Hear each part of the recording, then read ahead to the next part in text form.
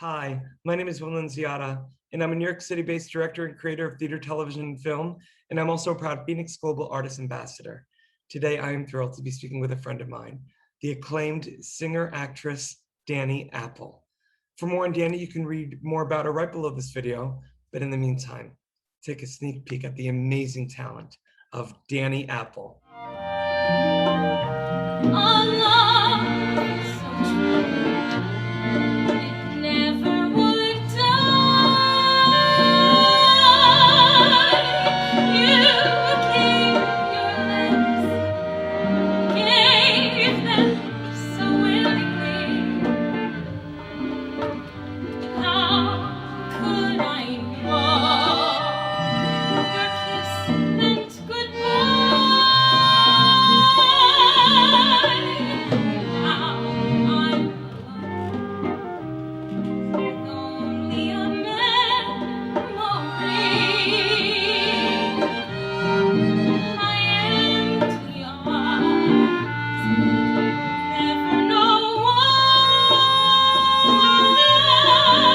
Well, hello, DANI. How are you? Hello, I am good. How are you? I'm good. Well, the audience just got to hear a little sneak peek of your amazing talent singing the Frank Sinatra classic From Here to Eternity, but of course, doing your own spin on it. Yes. Listen, I'm so excited to be speaking with you because I'm so fortunate that I've already gotten to collaborate with you on a few projects in only the past 2 years. But for the audience to get a little bit more information about you, they can obviously look below this video at your bio on your website. But I want to know, DANI, where did you grow up and when did you know that you had this spectacular singing voice? So, thank you.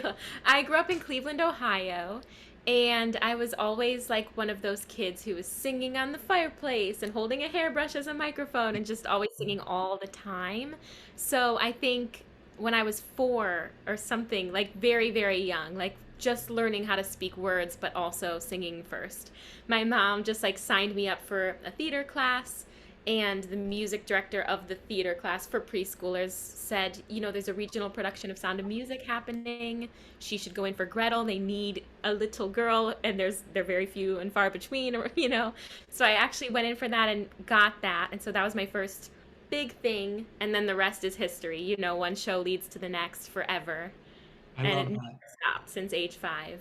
I love that. Now, growing up, was there certain musicals or music that you listened to that really helped inspire you in those early years as you were, developing into an artist? I will say, when I was in kindergarten, nap time, when everyone Yes. takes a nap. Yeah. So my kindergarten teacher used to play a Celine Dion CD for us to like soothe us to sleep. But Which I would one? literally, I don't know what CD, but it was, all the typical songs like the My Heart Will Go On was on it because I know I would sit on my towel. We had to sleep on our towels, and I would sit on my towel and just belt along to the CD, Celine, and none of the other kids could sleep because I was So keeping them it was awake. so it was not nap time. It was Danny It was Apple's my solo show. concert. Yes. And so at the parent teacher conference, my parents got a little talking to, and my teacher said she needs to stop doing this, but also maybe you should buy her the CD so she can sing it at home. So they Aw. did, and then that's when I just always wanted to sing like that. And I mean, Celine's voice is unbelievable, so that big, belty sound always inspired me, and now I still try to be like her today. Well, you try to be like her, but you have also your own once in a generation amazing talent that I've gotten to witness firsthand. So much so, again, people can learn more about everything that you've done thus far in your amazing career, and you're still so young. But when I got to work with you on the first revival of Over Here, a Broadway show that was done in the 70s, there was a role, June, that you played, but there was a moment in the show where I felt like, because I was also, in addition to directing it, adapting it, there was a moment at the end of a song that you were singing that there would be like a reprise. I wanted to eavesdrop in on your character's psyche, but I also wanted, a big moment for June because she sings so pretty and soprano-y. but I also wanted to show off your talent. But it made sense for the story. And my goodness, Danny, you killed it. That was the coolest. I mean, it was so cool to take a show that hadn't been done for so long and change it to make it make sense today, and to take a role that was written in a specific type and a specific way for that time, and to make it still fit the mold and still fit the time, but let me have my say on it, and make it make sense for my body and my voice and my interpretation of it. It was the coolest thing. I miss it so much. That was too short. It I was one know. show and it ended, and I was like, no, we need to do it again. Well, I hope so, because I think after this time, it's a show that people will need, but I'm thinking and working on that. But, Danny, I've also gotten to work with you in, two different aspects. So that was a revival of a show that's been done, a role that had been done, but that you put your own spin on. Then in my performing days, when Anthony, my twin brother Anthony, and I were touring our Disney and the Boys show, we had some concerts, and you were involved with it, putting your own spin on Disney tunes. Now, people are going to listen to your voice, and they're going to hear what I hear, which is, oh my goodness, she needs to be a singing animated princess, because your voice has that same kind of quality and clarity of like a Liz Calloway and a Lea Salonga. Would that be a dream of yours to do something like that? Absolutely. I mean, it's everyone's dream. I grew up watching all of those Disney shows. I mean, Liz Calloway is one of my, if you name your top 5 people you look up to most, I mean, that's it, for me. So that's just so spot on. Disney music, there's just something so special about it too, that it is just so magical, and it hits in a way that it just hits in a very specific, special way. So that show was the most fun ever, and I want to do it again, and I loved it. I also have a video of me singing out there. Maybe I'll send that to you too if it's easier to link, because we talked about I it. love it. And you know what? I'm not going to even edit this part out, because, ladies and gentlemen, we are now playing a little bit of Danny singing out there at that concert as we speak, and still being recorded. This is what I love about live interviews. We Yeah. get to eavesdrop in on all of it. While people are listening to your amazing rendition of Out There, it makes me think of, and again, I know we're talking about just our collaborations, because I know that people can look about all the other things that you've done thus far in your career. But I want to also I want people to really realize that I just met you 2 years ago, and already we've worked on 3 totally different projects. The third one I want to talk about is the promo reel for Van Gogh, a new musical.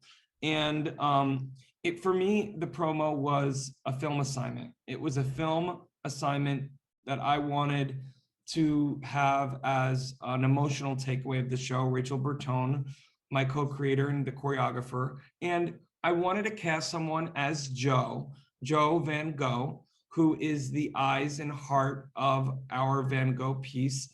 And I wanted someone who could express emotion, love, empathy, and the capacity to forgive and heal through literally just being. And I'm going to be playing a little bit of that right now, because, again, like almost in those old school silent film days, you give such a gorgeous performance. What was that day like for you?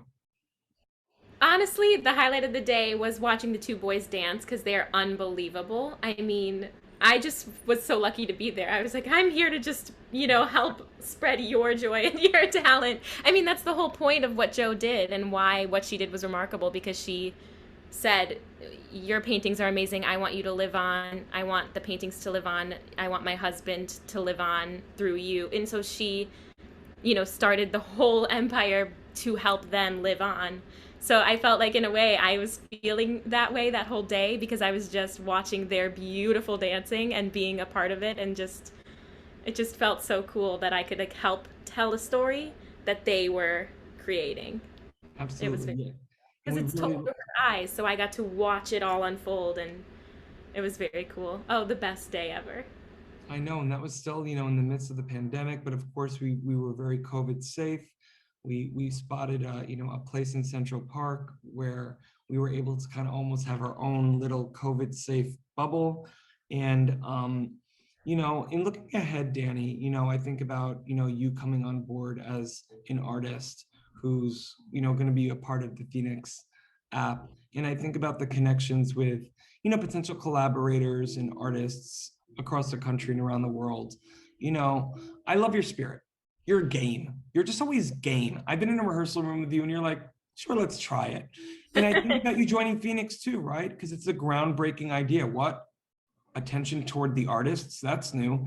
I mean, why come on board Phoenix for you? I mean, it's been a really hard year of not performing and not collaborating. So I think, first of all, any chance I can get to make art and make connections and meet new people and make art with other people and meet people to make new projects with, I think is like, you can't not grab that moment when it's presented. But at the same time, the only good thing to have come from the pandemic, which sounds weird to say because nothing good can come of this. It was a sad time for everyone. But what I do mean by that is that we did kind of get to peer into technology and how that can be helpful. I got a TikTok and I have new social media platforms that I've never had before, and I'm connecting with artists in new ways through technology. And I have friends that I DM on Instagram from other countries that I have found through social media. So it just, because we couldn't go collaborate with people in person, we figured out a way to make it work through technology. And it actually was so helpful and so good that even though the world will start to come back soon, because, it's vaccinations are happening, woo. I still don't want to lose sight of the amazing ways you can connect with people through technology. And I want to keep that going, because even though the world may open up and I'll start being in a show again in New York, that doesn't mean that my friends that I made in this other country can collaborate with me still in person. I still can't. So this is a way to stay in touch with everyone, meet new people, meet people overseas. And technology is so crazy and beautiful, so why not take advantage of all of it that it can offer?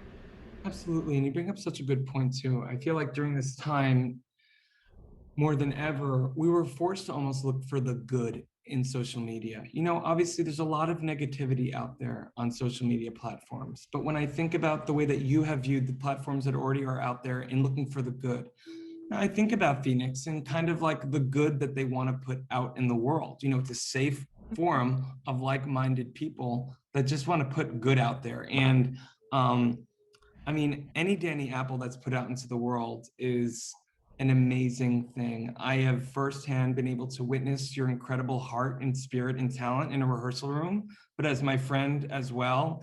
And I can't wait for people to meet your beautiful spirit that don't know of it already. Thank you. You too. Well, I feel I mean it because God bless, I what? am, I'm such a huge fan of yours, Danny, and I'm so, so grateful for your time today to speak with me. And I will talk to you soon. Okay. I love you so much. I'm your biggest fan too, of course. So thank you for having me. Thanks, Danny. Bye. Hey, bye. In the digital age, artists and bands struggle to make a living. In fact, only a small number of artists can live off their craft. For the 98% of artists that don't have the luxury of being signed to a label, it's tough. But artists deserve to live off their art. Wherever you are around the world, appreciation of music does not change. Phoenix brings bands and their fans together, whilst allowing bands to properly monetize their passion. The Phoenix app will directly connect bands and fans with no need for middlemen. We're utilizing the blockchain to give the power back to the artist once and for all.